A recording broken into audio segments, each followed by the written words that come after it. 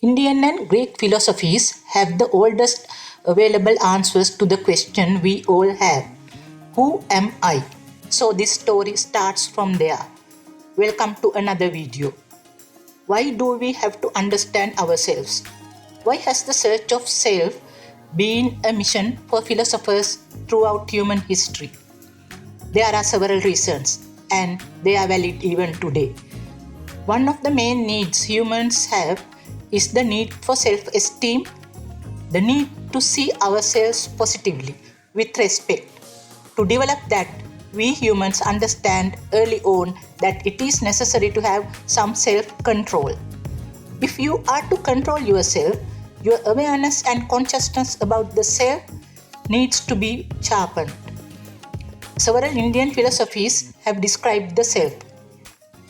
The Upanishads, which are the philosophical interpretations of the Vedas, said the self or the Atman is the innermost self of the man, which is the same Atman or God as the light in the sun.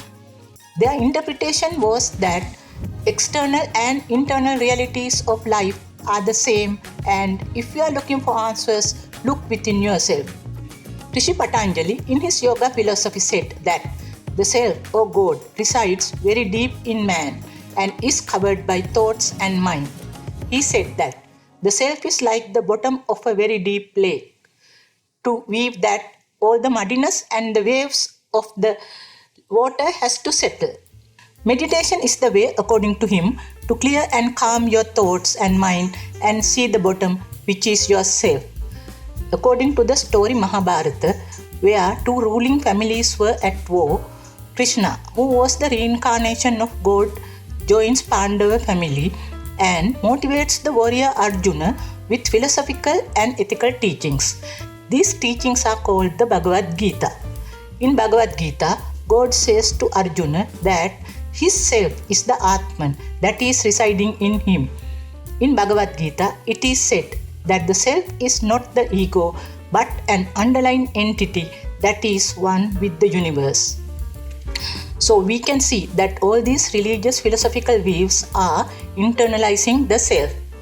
Buddhist philosophy has a different view about self. The Buddhist idea is that the self is not permanent. In living beings, both body and mind are constantly in a state of change. Buddhism describes that there are three characteristics to life. They are impermanence, suffering, and the absence of a permanent soul. Also, Buddhism says that the idea of self is a false belief which leads to thoughts of me and mine, which leads to cravings, attachments, and other self-serving desires, which leads to all the negativity and toxicity in the world. In addition, Buddhism advises that if you want to understand the concept of self accurately, you have to practice meditation. The Christian philosophical idea of self is that the self is coming through God. For someone to see themselves, they have to understand how God sees them and also that they are unique in God's eyes. Also, a proper view of self involves four aspects: the abhorrence of yourself, an appreciation for what God has done for you, acquiescence, that is love for yourself, and an ambition to follow the will of God in their lives. In Islamic philosophy, self and soul are considered separate entities. Self is identified along with personality and ego, and it is stated that self and soul are not interchangeable. Greek philosophers Socrates, Plato, and Aristotle saw the self as the universal reason.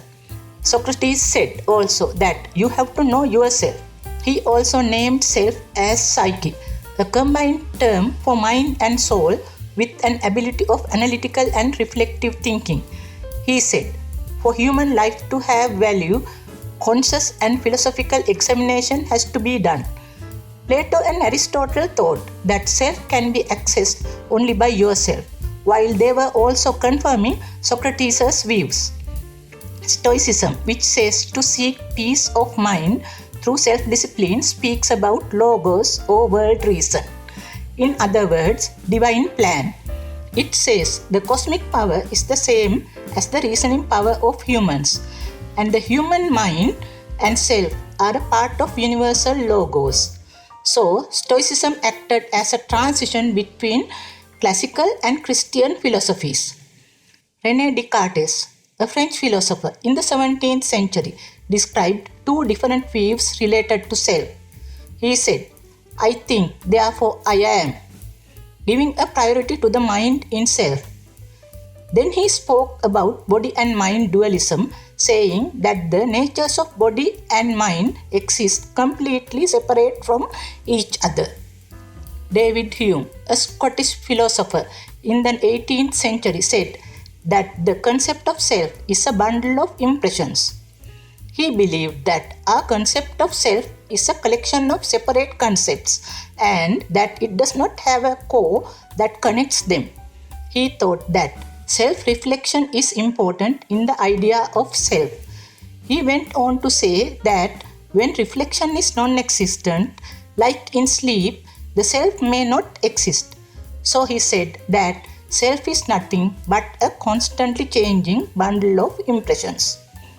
The English philosopher John Locke said that the ability of thinking, reasoning, and analyzing is considered as self. He said that self is further defined by what we do as a result of thinking and reflection. William James, an American philosopher in the late 19th century, said that a person's self consists of two parts, the perceived experiences and the perceiver or I. He further said that the self has three aspects: material, social, and spiritual. Even though his view is widely accepted, there are criticisms about it not taking into account the influence of culture, time, place of living, and other individual concerns. Now, about the development and application of the concept of self by us. Michael Lewis, professor of pediatrics and psychiatry, said that the development of concept of self happens in two stages in children. The first is the realization that they are a separate entity. This can start as early as when babies are 2 months old. Also, this is related to interactions the child has with others and the world. This is usually completed at around 2 years of age. The next stage is where the child understands about having same characteristics as others and that others perceive these characteristics. Please subscribe, like and share this video if you like it. Write what your idea is about self in the comment. A very interesting concept about the self, stating that a person's self is dependent on the way they imagine how others perceive them, was introduced by an American sociologist, Charles Cooley, in 1902. This is called looking glass self. This is becoming increasingly relevant now thanks to social media.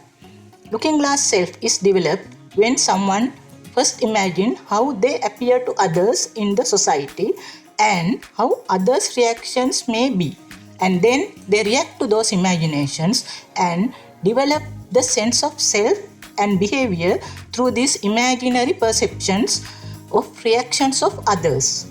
Here, both imaginary and real social interactions serve as a mirror for them. Cyber psychologist Mary Aiken explains that social media has created a concept called the cyber self. This is similar to the looking glass self. In social media, if you start imagining how others see you by reactions like comments and likes you get for your posts, they start acting like mirrors for you. Also, this would start changing your sense of self to fit with the expectation of these reactions. Consequently, your sense of self-worth and self-esteem will start getting affected based on real and imaginary social media criticisms. Teenagers are especially vulnerable here as their self-worth is associated with the approval of peers.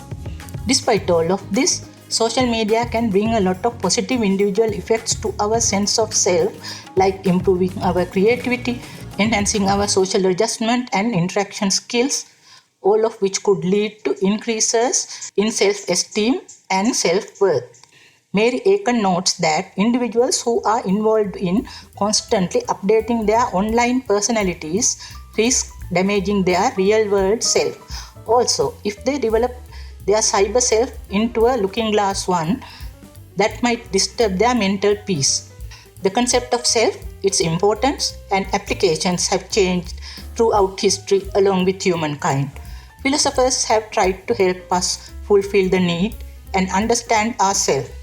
Hope this video helped to make your self-esteem stronger by understanding your own self. Thank you for watching.